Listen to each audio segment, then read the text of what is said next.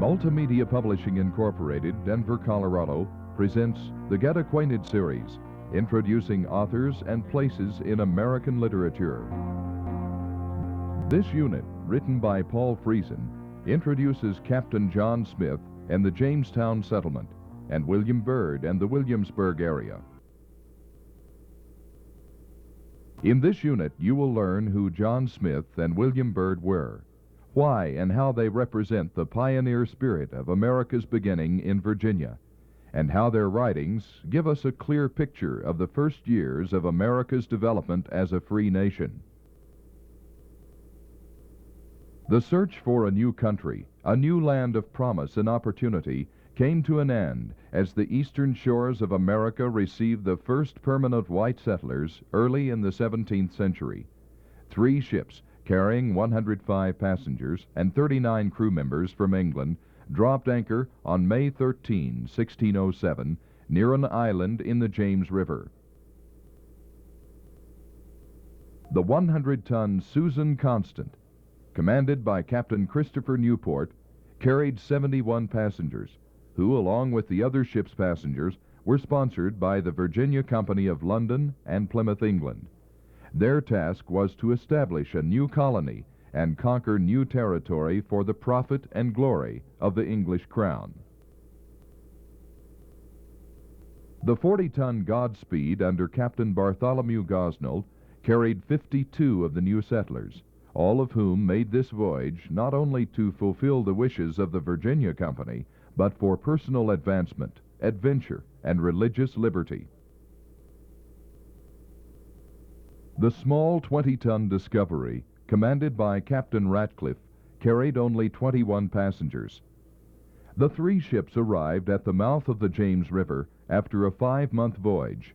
John Smith blamed the ship captains for the excessively long trip, complaining that we both spent our victual and lost the opportunity of the time and season to plant by the unskillful presumption of our ignorant transporters, that understood not at all what they undertook.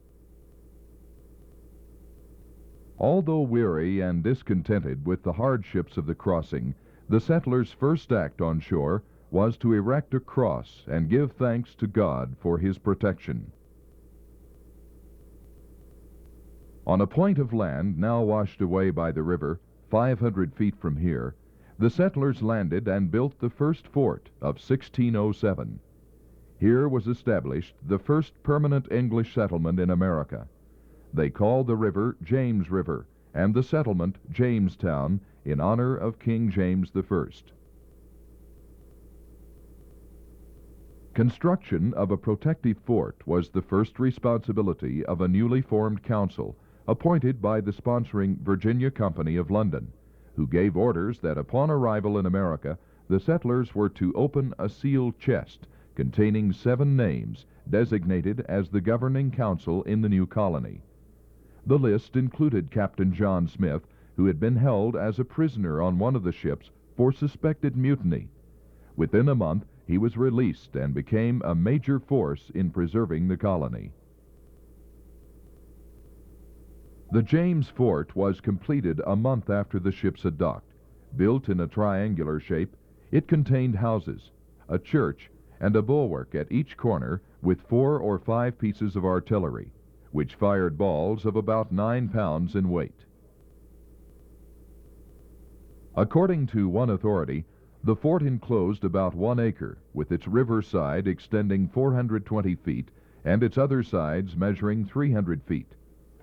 The church, storehouses, and living quarters were flimsily built of perishable materials. For the first few years, this fort was Jamestown. Within these walls, the settlers felt safe from Indian attacks and wild animals. It was a protected, isolated village, thousands of miles from home, a small community dependent only upon itself. A fire destroyed most of the fort shortly after it was built, but it was quickly repaired. But tragedy was a constant enemy during the first years of the settlement. Food shortage and disease caused by heat and humidity, spoiled grain, and contaminated water brought sickness and death. Within 4 months of their arrival, 50 of the colonists died. Captain John Smith wrote, "Our food was but a small can of barley, sod in water, to 5 men a day. Our drink, cold water taken out of the river, very salt, at a low tide full of slime and filth, which was the destruction of many of our men." The palisaded fort effectively protected those within, but Indians often lay in wait for settlers who ventured outside. Since hunting and fishing expeditions were necessary for food, the colonists relied on the deafening roar of the cannon to frighten away Indians in the area. The large, inviting expanse of land soon lured the settlers into extensive exploration, despite the threat of Indian attacks. Smith described the James River Valley in glowing terms. "The country is not mountainous, nor yet low, but pleasant plain hills and fertile valleys, one prettily crossing another." Smith continued, "This country is a fruitful soil, bearing many goodly and fruitful trees, as mulberries, cherries, walnuts, cedars, cypress, sassafras, and pines, in great abundance." In a strong Come to America appeal, Smith wrote, "If a man work but 3 days in 7, he may get more than he can spend, unless he will be excessive." Obtaining good drinking water was a continual problem. With no springs or fresh streams at hand, the early Jamestown residents took water from open wells which they dug. All were shallow and easily contaminated, probably a big factor contributing to the assorted ills, as ague, fevers, and fluxes which plagued the settlers. Other complications resulted from the settlers' limited skills in farming and hunting, which were required for survival in this wilderness. A list of the settlers reveals their names and occupations: 4 carpenters, 24 laborers, 48 gentlemen, and others of various occupations. All were proud Englishmen, and most hoped to continue their English social distinctions. It was through the commanding leadership of John Smith, governor of Jamestown in 1608, that the gentlemen were persuaded to participate in manual labor, such as constructing houses and cultivating gardens, and gradually all social distinctions vanished as the settlers supported each other in the battle for survival. John Smith's perceptive writing reveals a great deal about those early years. In A True Relation of Such Occurrences and Accidents of Note as Have Happened in Virginia, the first book written in America, Smith described the first year of the settlement, the landing, the building of the fort, the problems relating to food and water and the Indians, and beginning explorations along the James River. In later writings, Smith described the terrain of Virginia, the rivers and swamps, the native Indians, and the types of game animals which were hunted for food. His writings include A Map of Virginia, A Description of New England, The General History of Virginia, and The True Travels, Adventures, and Observations of Captain John Smith. Smith was only 28 when he became governor of the Virginia colony. He had run away from home at age 15 to become a soldier in Europe and the Near East. His dreams and hopes as a young man centered on the wealth and adventure waiting in the new country called America. A prolific, perceptive writer, Smith not only kept the authorities in England informed about proceedings in the new settlement, but he also preserved in writing many detailed accounts of personal adventure, some quite lavishly embellished with self-boasting and some exaggeration. Smith is perhaps best known for his account of being rescued from death by Pocahontas.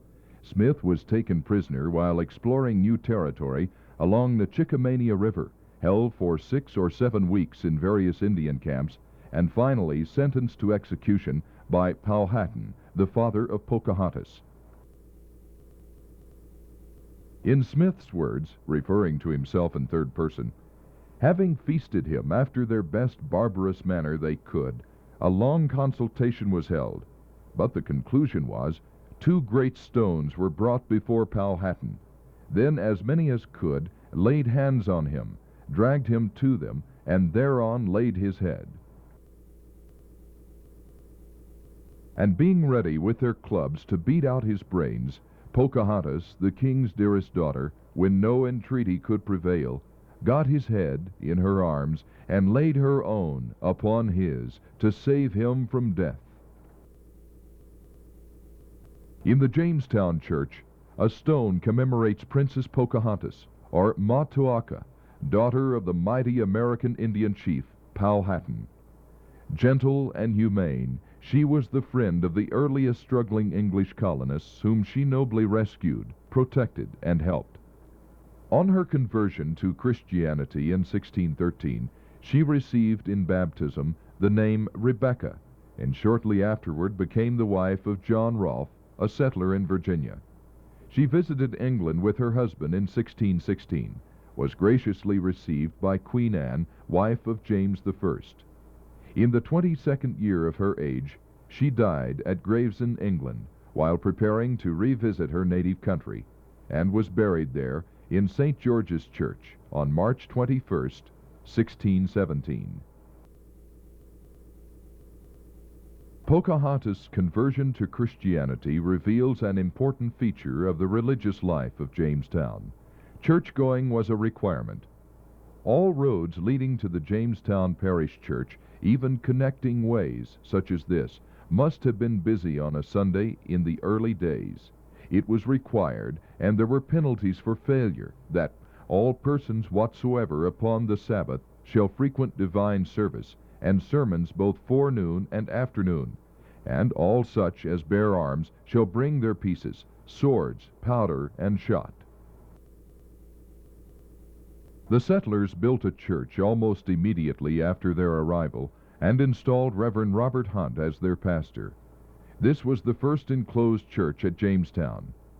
2 other frame structures were built before 1639, when a building was constructed of bricks manufactured by the colonists. Religious freedom was not the most important reason for the emigration of the Virginia settlers from England, but evidence of their faith in God and His providence clearly demonstrated itself in the regular worship services conducted by Reverend Robert Hunt and other religious leaders during the existence of Jamestown. The colonists worshipped here for more than a century, until Jamestown ceased to exist. Here also the first legislative assembly met, until a state house was constructed. Following discontinuance of services, the church structure fell into ruins. The original tower stands today as a monument to the endurance and the religious fervor of the Jamestown citizens. Reconstruction of the brick church was accomplished in 1907 under the sponsorship of the National Society of Colonial Dames of America. In the churchyard, ancient tombstones cover the graves of the many who died during the difficult years of the establishment of the colony. Death was a common enemy, and the settlers often wished to return to their beloved England. In another part of Jamestown stands a memorial cross dedicated to the settlers who perished during the winter of 1609 and 10, a winter known as the Starving Time. During the first year of the settlement, 2 years before, about half of the original settlers had died. During the Starving Time, the population was reduced from 500 to 60. These graves were unmarked so that the Indians would not know the extent of the depleted population. Hope was restored by a sudden, unexpected display of generosity by the Indians who brought food to the starving settlers, and by the arrival of a ship from England. From then on, the colony prospered, eventually producing marketable goods and building permanent dwellings, such as this yeoman's house. Virginia soon became the site of sturdy thatched-roofed houses, and finally, many large plantations with brick mansions. Since boats offered the most convenient form of travel, the colonists built their houses and established their plantations along the banks of the James River. A typical brick residence in Jamestown shows the Englishman's desire to establish a permanent settlement. This simple residence is thought to resemble the one that stood on the ruins near you here. Although neither builder nor occupant is known, it is believed to have been like others built at Jamestown and in Virginia after 1650. The ruins of the Jacqueline Ambler House reveal the ambitious industry of the settlers who were beginning to acquire wealth and prestige. Most of the wealth came from the sale of tobacco, a crop which flourished in this humid, moderate climate. Unfortunately, the manual labor required in raising tobacco made the owning of slaves profitable for the colonists. The first black slaves were imported and started working in the fields in 1619. Tobacco turned out to be the only really profitable industry. Glassmaking was attempted 3 months after the settlers arrived. Other attempts at gaining immediate wealth included searching for gold and silver, which they never found. Although the raw materials for glassmaking were easily obtained, production and marketing were unsuccessful. However, today a successful glassmaking operation exists on the original site, with tourists providing a substantial market. Another attempted industry was the processing of pitch and tar, which they obtained from the swamp on the island. Also, they manufactured soap ashes and bricks, and they tried to raise silkworms for silk production. But they realized almost no profits from anything except tobacco, which they planted in every vacant plot and even in the streets of Jamestown. Jamestown is preserved today in the writings of Smith and others, and in the ruins marking the original sites of houses, the brick church, the State House, and the Glass House. For 92 years, the village constituted the center of social, political, and religious activities in the New World. In 1907, on the 300th anniversary of the founding of Jamestown, the United States erected a towering obelisk commemorating the first permanent English settlement west of the Atlantic Ocean. The modern visitor center is open all year. As the settlement expanded from Jamestown, new villages sprang up, one of which was Williamsburg, only 6 miles to the north. The capital of Virginia was moved in 1699 from Jamestown to Williamsburg after fire destroyed the State House in Jamestown. Construction of a beautiful brick Capitol building began immediately. For almost the entire 18th century, Williamsburg was the center of political activities in the colonies. A national independent spirit, already evident in Jamestown, continued to develop and grow under the inspiration and influence of Patrick Henry, Thomas Jefferson, George Washington, and others who met at the Capitol. Here the Virginia House of Burgesses and the General Assembly of Virginia met in regular sessions. Increasing differences and conflicts arose between the colonies and England, chiefly in regard to taxation, individual rights, and freedom to make laws. Spurred to action by persuasive writers and speakers such as Patrick Henry, Thomas Jefferson, and Thomas Paine, the colonists rebelled against the king. Williamsburg was the center of the discussions and resolutions which led to the eruption of the Revolutionary War. Also in Williamsburg was located the Governor's Palace, the residence of 7 of the Virginia colony royal governors. After Virginia became a commonwealth, Its first two governors, Patrick Henry and Thomas Jefferson, resided in the palace. The three-story brick governor's palace was a showplace of architectural design, with its formal gardens, brick fences, and decorative design evident on the exterior, and its marble mantelpieces, chandeliers, and beautiful paneling adorning the interior. It rivaled any of the executive mansions in England. The village itself rapidly became a showplace of sophistication and elegance, evident in the manner of dress, the stylish carriages, and many beautiful homes with formal gardens. Taverns, such as the Raleigh Tavern, were not only places of social gatherings, where wine and ale flowed in abundance from wooden kegs, but also hotels for the accommodation of travelers who needed a bed and a meal. Tavern owners were limited by law to assign not more than 8 people to one bed. Prosperity and sophistication reached beyond the borders of the city. About 20 miles west of Williamsburg stood the plantation mansion Westover, the home of the educated and wealthy William Byrd, the son of a London goldsmith who had migrated to Virginia as a youth.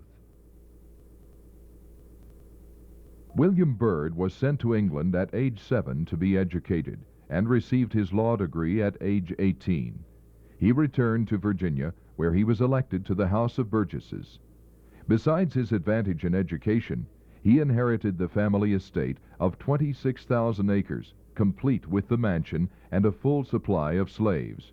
In addition, he owned and was justly proud of a personal library of over 3,000 books.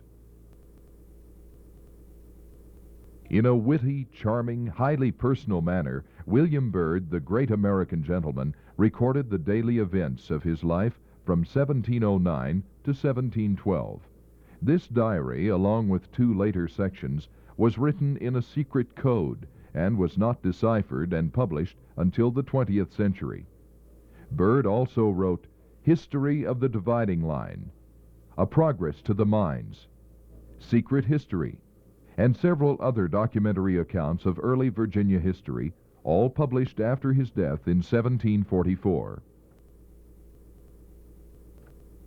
John Smith, William Byrd, and other colonists, in recording the beginnings of the English settlement in America, have given succeeding generations the opportunity to know firsthand the dangers, difficulties, progress, and final success of a band of dedicated colonists who refused to bow to sickness, hardships, and death in their determination to establish a free and independent United States of America.